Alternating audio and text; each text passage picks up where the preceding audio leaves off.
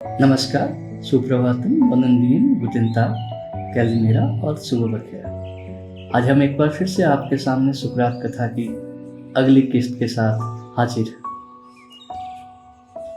इसमें हम एक बार फिर से सुकरात के कुछ अनोखे और सुंदर वचनों के ऊपर गौर करेंगे। जैसे एक बार सुकरात से किसी ने पूछा कि नौजवानों को अपना जीवन किस तरह से जीना चाहिए, तो सुकरात ने बड़े प्यार से कहा कि नौजवानों को किसी भी काम में, किसी भी चीज़ में अति नहीं करनी चाहिए, अति से बचना चाहिए। इसी तरह से जब एक बार वो एक नाटक देख रहे थे, जिस नाटक को उन्हीं के एक मित्र यूरिपिड ने लिखा था, उसमें जब एक प्रसंग आया और उस प्रसंग में किसी पात्र ने ये कहा कि सदाचार के बारे में उसका ख्याल है कि इसे अपनी मर्जी से उड़ते फिरते रहने देना चाहिए। इस पर सुकरात को बड़ा गुस्सा आया।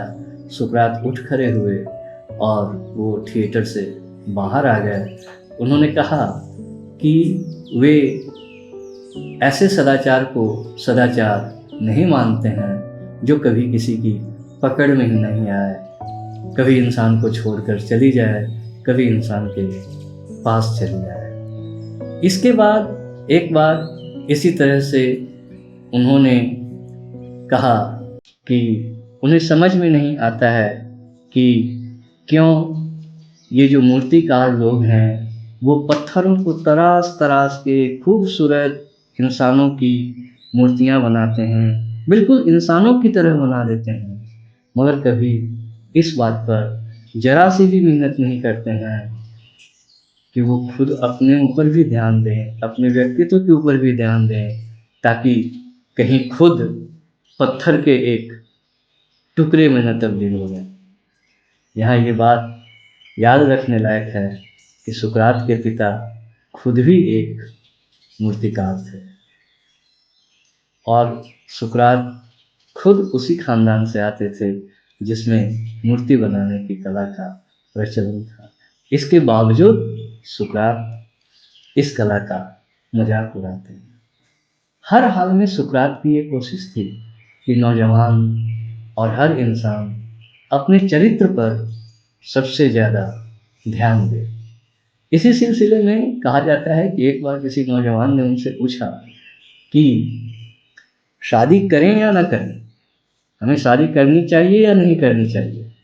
तो इस पर सुकरात ने कहा कि तुम कुछ भी करो, शादी करो या ना करो, हर हाल में तुम्हें पछताना ही पड़ेगा।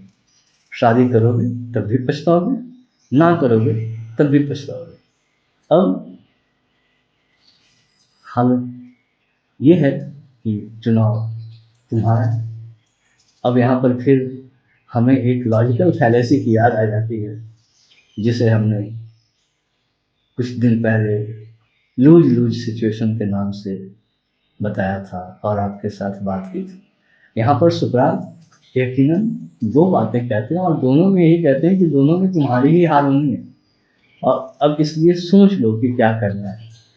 मगर समस्या ये है कि यहाँ पर सुकरात कुतर्क नहीं कर रहे हैं।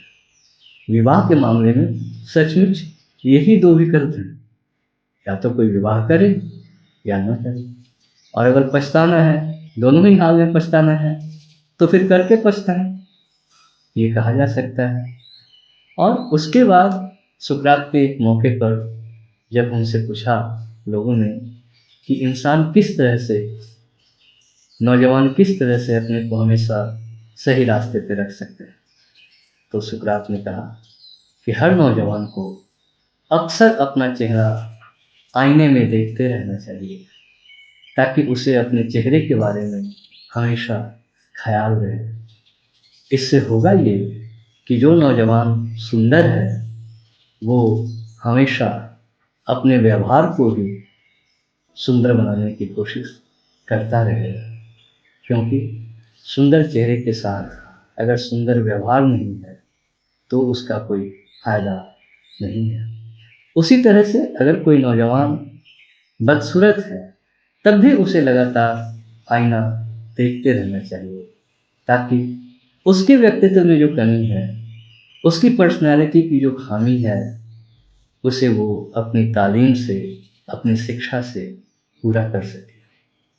तो मौका चाहे जो भी हो, सुकरात की बातें, सुकरात की सलाह हमें हमेशा अपने जीवन के निकट लगते हैं। और सबसे बड़ी बात है कि आधुनिक लगते हैं, नए लगते हैं, और हमेशा जिसको संस्कृत वाले समीचीन कहते हैं, यानी हर तरह से अच्छा, हर तरह से बेहतर वैसे लगते हैं।